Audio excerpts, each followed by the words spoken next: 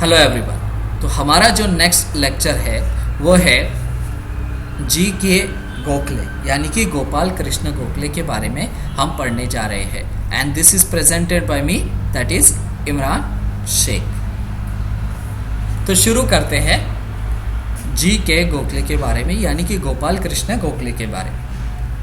Prodigy of M G Ranade joined Indian National Congress in 1889 यानी कि prodigy यानी कि शिष्य, स्टूडेंट। तो वे जो है एम जी रानडे के शिष्य थे और उन्होंने कांग्रेस 1889 में जो है ज्वाइन की। 1885 के अंदर जो है कांग्रेस बनी थी और लगभग 4 साल के बाद जो है उन्होंने कांग्रेस ज्वाइन की। He was a moderate and believed in methods of petition, greater political representation, and initiation of dialogues and discussions with the British. तो वो जो है एक नरम दलवादी थे, मॉडरेट थे यानी कि नरम दलवादी थी, और वे पेटिशन के रास्तों में बिलीव करते थे यानी कि याचिकाएवादी थे। पॉलिटिकल रिप्रेजेंटेशन यानी कि राजनीतिक प्रतिनिधित्व के पद्धति में और डायलॉग के पद्धति में, बातचीत के पद्धति में वे विश्वास रखते थे। 1891-92 कॉन्फ्लिक्ट विद तिलक। तो 1991-92 में जो है तिलक से जो है उनके मतभेद बने। किस सिलसिले में ये मतभेद हुए? When the age of consent bill was introduced in 1891, Tilak opposed the bill, saying that the British were interfering in the local customs and traditions. तो 1891-92 में जो है एज ऑफ कंसेंट बिल आया था, वो विवाह की आयु 10 से 12 कर दी गई थी उस कानून के अंदर। तो 1891 में जब शादी ब्याह का कानून बदलने की बात हुई एक कानून द्वारा जिसका नाम था एज ऑफ कंसेंट बिल, तब तिलक ने इसका विरोध किया। क्यों विरोध किया? क्योंकि उन्होंने कहा जो ब्रिटिश है यानी कि अंग्रेज रीति रिवाजों में, हमारे रीति रिवाजों में जो है दखल दे रहे हैं और समाज सुधार करने की ज़रूरत को वो मानते थे कि समाज सुधार होना चाहिए, लेकिन उनका यह भी मानना था कि कांग्रेस ने भारतीयों को ही कुछ ऐसे अधिकार दे देने चाहिए जिसका इस्तेमाल करके जो है भारतीय खुद समाज का सुधार करेंगे। तो यहाँ जो है गोखले और तिलक के बीच में मतभेद बना। He accepted the need for social reforms, but he felt that British should give Indians the power to improve their own society. तो ये हमने पढ़ लिया।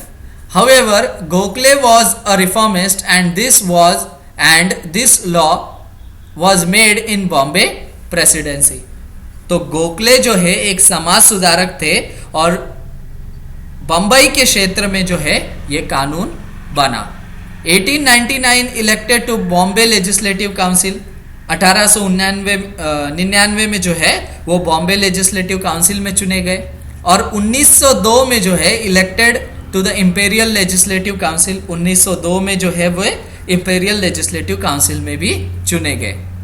He made a mark in its imperial legislative council on economic analyst and budget analyst of British government.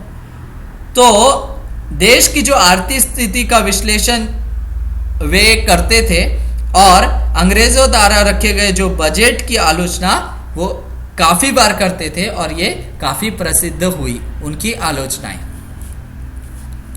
In 1905 he formed the Servants of India Society. 1905 में जो है उन्होंने servants of India society की स्थापना की। In 1912 he visited south Africa और 1912 में जो है साउथ अफ्रीका का उन्होंने दौरा किया। वहां उनकी मुलाकात जो है गांधी से हुई।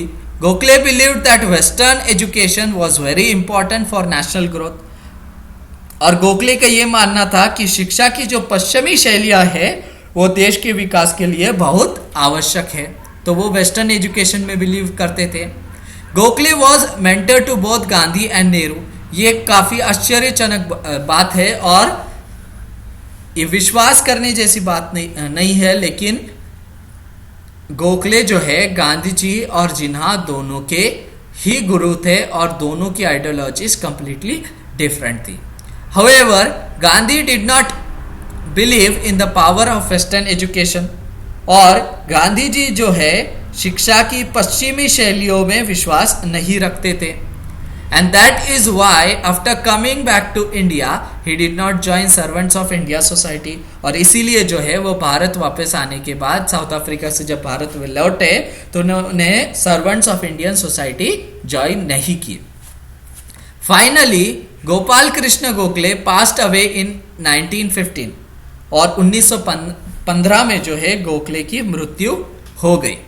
हिज की आइडियल्स वेयर्स, यानी कि उनके जो मूलभूत विचार थे वो थे स्पिरिचुअलाइजेशन इन पॉलिटिक्स, यानी कि राजनीति में अध्यात्म, सोशल एम्यूनरेशन यानी कि समाज सुधार, universal education and faith in western political system, और पश्चिम राष्ट्रीयों की जो राजनीतिक इकाई है उस पर विश्वास। तो ये जो है की आइडियल्स गोपाल कृष्ण गोखले के थे। तो ये एक हमने छोटा सा वीडियो देखा, एक छोटा सा लेक्चर देखा जो गोपाल कृष्ण गोखले के बारे में था और उनके कॉन्ट्रीब्यूशंस के बारे में था। होप आपको ये लेक्चर पसंद आया होगा। अगर आपको पसंद आया है तो आप नीचे कमेंट कर सकते हैं, इस चैनल को सब्सक्राइब भी कर सकते हैं और इसे लाइक, कमेंट और शेयर भी करें। Thank you for watching, have a nice day.